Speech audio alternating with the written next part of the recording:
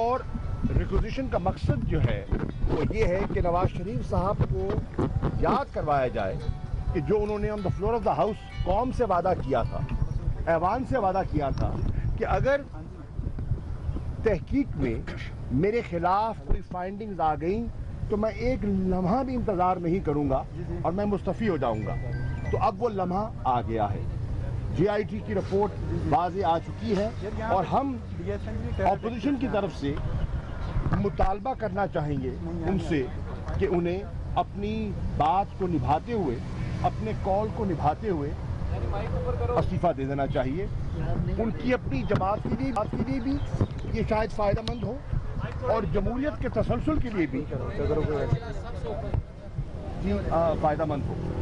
اس کے ساتھ ساتھ ہم نے یہ بھی فیصلہ کیا کہ اپوزیشن کی جو دیگر جماعتیں ہیں ان سے بھی رابطہ کیا جائے گا، ان سے بھی رجوع کیا جائے گا اور ان سے بھی مشاورت کے عمل کو آگے بڑھایا جائے گا۔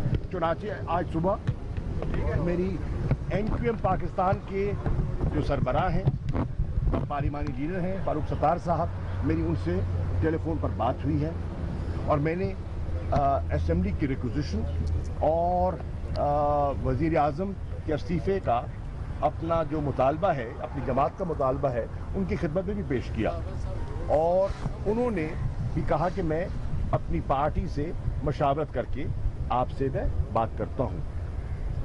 ہمارا یہ طے پایا ہے کہ وہ انشاءاللہ اسلام آباد تشریف لائیں گے، ہو سکتا ہے کل ہی تشریف لے آئیں اور جب وہ آتے ہیں تو پھر ان کے ساتھ ایک نشست ہو جائے گی اور انہیں بھی اعتماد میں لیا جائے گا، تاکہ ہم چاہتے ہیں کہ جو اپوزیشن نے جیسے بجٹ اجلاس میں ایک یکسوئی اور یکجہتی کا مظاہرہ کیا تھا اور جیسے پنجاب اسمبلی میں بھی اپوزیشن نے ایک متفقہ لائبل اپنایا ہے، تو ہم اس کو لے کر آگے بڑھیں۔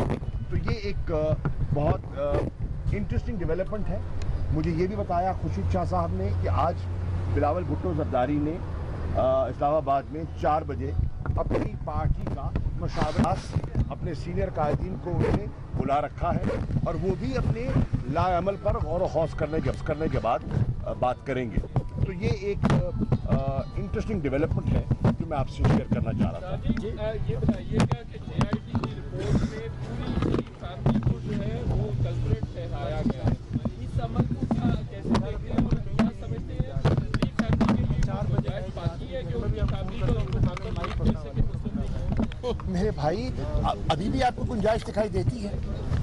میں نہیں سمجھتا کہ کل جو حقائق سامنے آئے ہیں اس کے بعد مجھے نہیں لگتا کہ کوئی گنجائش رہ گئی۔ صاحب یہ جو پرائم منسٹر نے خطاب میں بھی یہی کہا تھا کہ جے آئی ٹی کو خطاب پائی جائے کہ لمحہ نہیں لگا ہوا کر چلا پارلیمنٹ میں بھی یہ بیان دیا تھا۔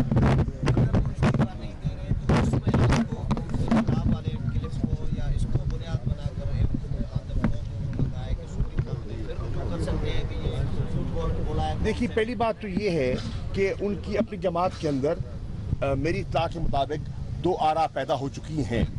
ان کی جماعت کا ایک فیکشن ہے جو کہہ رہا ہے کہ ہمیں جمہوریت کے تسلسل کو اہمیت دینی چاہیے اور جماعت کے مفادات کو سامنے رکھتے ہوئے کانفرنٹریشن اور محاذرائی اوائڈ کرنی چاہیے اور ہمیں سیاسی راستہ تلاش کرنا چاہیے۔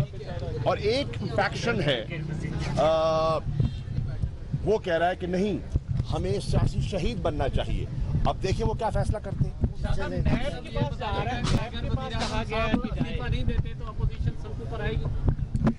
دیکھیے ابھی اپوزیشن سے ہم نے مشاورت کا آغاز کیا ہے، لوگوں کو دوستوں سے بات کریں گے، ریکوزیشن کی بات کی جا رہی ہے اور مطالبہ ایک دوسرے سے شیئر کیا جا رہا ہے۔ ایک سچویشن کو ایک کسی رائے کو قائم کرنے میں ایک ایوالو ہوتی ہے نا، ارتقا ہے، تو وہ اس کا آغاز ہو گیا۔ اب دیکھیے آگے ہوتا ہے کیا۔ Thank you.